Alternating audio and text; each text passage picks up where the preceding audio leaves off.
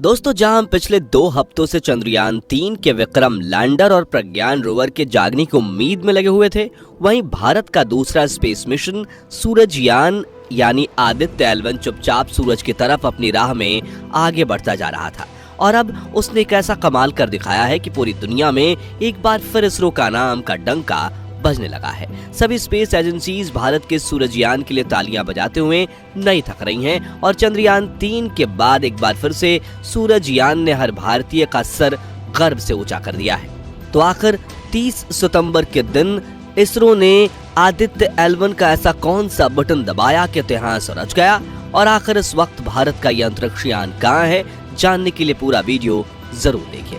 दोस्तों, 2 सितंबर के दिन जहां एक ओर चंद्रयान 3 का लैंडर और रोवर चंद्रमा पर अपने रिसर्च मिशन में झंडे गाड़ रहे थे, वहीं दूसरी ओर इसरो के वैज्ञानिक अपने सूर्ययान को लॉन्च करने की तैयारी में लगे हुए थे। और देखते ही देखते इसरो के बाहुबली रॉकेट PSLV ने हमारे सूरजयान को लॉन्च करते हुए धरती की निचली कक्षा में ले जाकर स्थापित कर दिया। अब यहाँ से अपने मंजिल तक पहुँचने के लिए आदित्य L1 को बिना रुके थकाने वाले लंबे सफर को तय करना था, जिसमें से पहले तो पृथ्वी के चक्कर लगाते हुए अपनी ऑर्बिट को समय समय पर बड़ा करना था और आखिर में अर्थ के स्फीयर ऑफ इन्फ्लुएंस को छोड़कर पृथ्वी से 15 लाख किलोमीटर दूर लैग्रेंज पॉइंट 1 की तरफ जाने वाला गैलेक्टिक हाईवे पकड़ना था।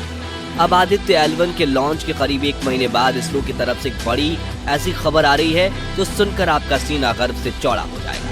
दरअसल 2 सितंबर को लॉन्च होने के बाद 3 सितंबर के दिन इसरो के वैज्ञानिकों ने पहली बार बटन दबाकर आदित्य L1 का पावरफुल इंजन ऑन किया था और पहला मैन्यूवर पूरा करके इसे धरती की पहली ऑर्बिट में धकेल दिया था। जिसके बाद 5 सितंबर के दिन दूसरा मैन्यूवर हुआ, 10 सितंबर के दिन तीसरा मैन्यूवर परफॉर्म किया गया, 15 सितंबर के दिन चौथा मैन्यूवर हुआ। इस दौरान आदित्य L1 पृथ्वी से न्यूनतम 256 और अधिकतम 1,12,973 किलोमीटर की दूरी वाली ऑर्बिट में चक्कर लगा रहा था। और फिर 15 दिन तक शांति से चक्कर काटने के बाद 30 सितंबर के दिन तो भारत के इस अंतरिक्ष यान ने कमाल ही कर दिया। दरअसल उस शाम जैसे ही आदित्य L1 अपनी कक्षा के पेरिजी पॉइंट यानी न्यूनतम 256 किलोमीटर की दूरी पर पहुंचा, तभी इसरो के वैज्ञानिकों ने बटन दबाया और करीब आधे घंटे तक इस शक्तिमान स्पेसक्राफ्ट के इंजन को फायर किया, जिससे इसने अर्थ के स्फीयर ऑफ इन्फ्लुएंस को छोड़कर अपने मंजिल यानी लैग्रेंज पॉइंट 1 की तरफ जाने वाला लंबा गैलेक्टिक हाईवे पकड़ लिया।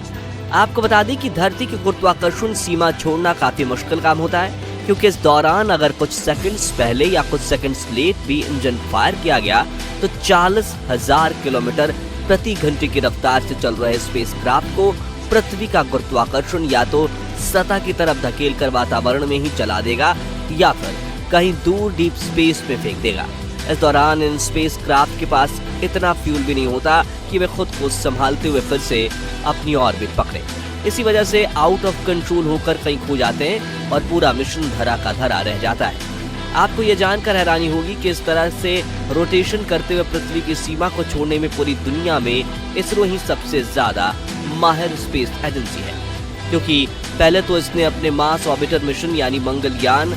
में इस तरकीब में सफलता हासिल की थी और दूसरी बार अब सूरजयान को भी धरती से दूर भेजने में सफलता मिल चुकी है। हालांकि चंद्रयान 2 और चंद्रयान 3 ने भी ऑर्बिट छोड़कर गैलेक्टिक हाईवे के सफर को किया था, लेकिन वो पृथ्वी के स्फीयर ऑफ इन्फ्लुएंस में ही चलते हुए चांद पर गए थे। ऐसे में इस बड़ी सफलता के मिलने के बाद इसरो ने ट्वीट करके बताया कि लॉन्च होने के बाद अब तक आदित्य L1 9.2 लाख किलोमीटर की दूरी तय कर चुका है और अब उसने सूरज की तरफ मौजूद लैग्रेंज पॉइंट 1 की तरफ जाने का रास्ता पकड़ लिया है। अब क्या आपके दिमाग में ये सवाल आ रहा है कि सूरजयान आखिर सूरज के कितने करीब जाने वाला है और क्या सूरजयान को सूरज जलाकर राख कर सकता है? तो आपको बता दें कि पृथ्वी से करीब 150 मिलियन किलोमीटर की दूरी पर है सूरज, और इतना बड़ा लंबा सफर तय करना आसान नहीं है। हालांकि अमेरिकी स्पेस एजेंसी नासा का पाका सोलर प्रोब सूर्य से 7 मिलियन किलोमीटर की दूरी तक पहुंच पाया है और उसने सूर्य की 6 खौफनाक आवाजें भी रिकॉर्ड की हैं,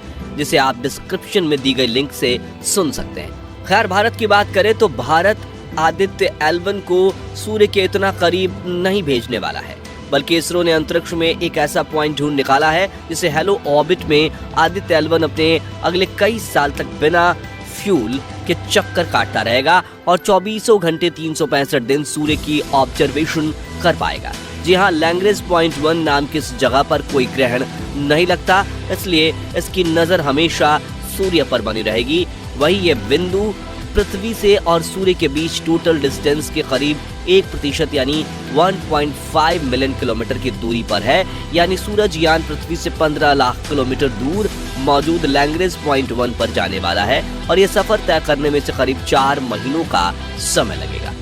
यानी कि 2 सितंबर को रिलीज हुआ यह यान 2 नवंबर से लेकर 5 दिसंबर के बीच में अपनी तय मंजिल पर पहुंच जाएगा, जहां से ये अपनी अगले 5 साल के रिसर्च के मिशन को शुरू करेगा। अब आप कहेंगे कि ये वहां पहुंचेगा कैसे?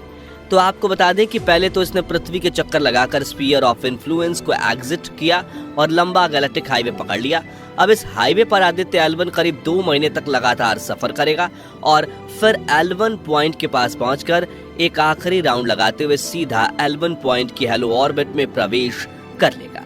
जहां ये अपना सोलर पैनल और एंटीना खोलकर अपने काम में लग जाएगा। साथियों, अब इस मिशन के लक्ष्य की बात करें तो इसका सबसे बड़ा ऑब्जेक्टिव सूर्य के कोरोना से जुड़ी मिस्ट्री को सॉल्व करना है। जैसा कि आप जानते हैं, सूर्य के केंद्र का तापमान 15 मिलियन डिग्री सेल्सियस होता है, जो सतह तक आते आते कम होते हुए 6000 डिग्री पहुंच जाता है। लेकिन आप ये जानकर अचंभा खाएंगे कि यही टेम्परेचर सूर्य के वातावरण के आखिरी हिस्से यानी कोरोना तक पहुंचते पहुंचते 2 से 3 मिलियन डिग्री सेल्सियस तक बढ़ जाता है, जिसे कोरोनल हीटिंग प्रॉब्लम कहते हैं। लेकिन आज तक कोई भी स्पेस एजेंसी इस बात का पता नहीं लगा पाई कि आखिर सूर्य का वातावरण इसकी सतह से ज्यादा गर्म क्यों हो रहा है, और इसरो का आदित्य L1 इसी रहस्य से पर्दा उठाने की कोशिश करेगा। इसके अलावा सूर्य से निकलने वाले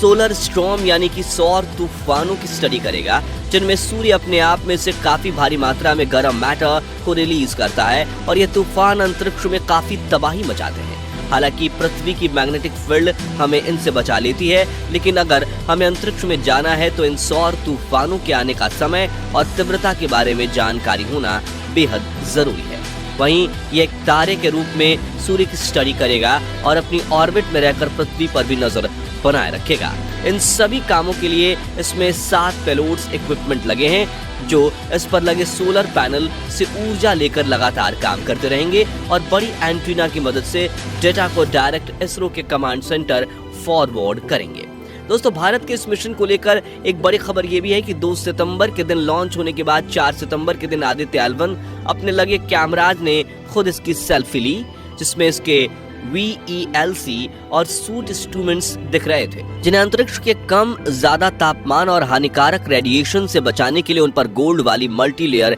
इंसुलेशन कोटिंग लगाई गई है। वही इसने पृथ्वी और चांद की एक साथ खूबसूरत तस्वीर भी क्लिक की है, जिसमें आप देख पाएंगे कि पृथ्वी का जो हिस्सा चमक रहा है वहाँ सुबह है और जो हिस्सा अंधेरे में ढका हुआ है वहाँ रात है। वहीं रात वाली तरफ पृथ्वी से थोड़ा दूर चमकता हुआ बिंदु जो दिख रहा है वो चांद है। तो दोस्तों, अगर आप चंद्रयान 3 की तरह सूरजयान को भी सपोर्ट करने वाले हैं तो कमेंट बॉक्स में इसरो को अपनी शुभकामनाएं जरूर दीजिए। वीडियो तो जरूर पसंद आया होगा तो जल्दी से इसे लाइक और शेयर कर दीजिए। साथ ही ऐसी रोमांचक वीडियोस देखने के लिए हमारे चैनल को सब्सक्राइब करके पास वाली घंटी जरूर बजा दीजिए और हमारे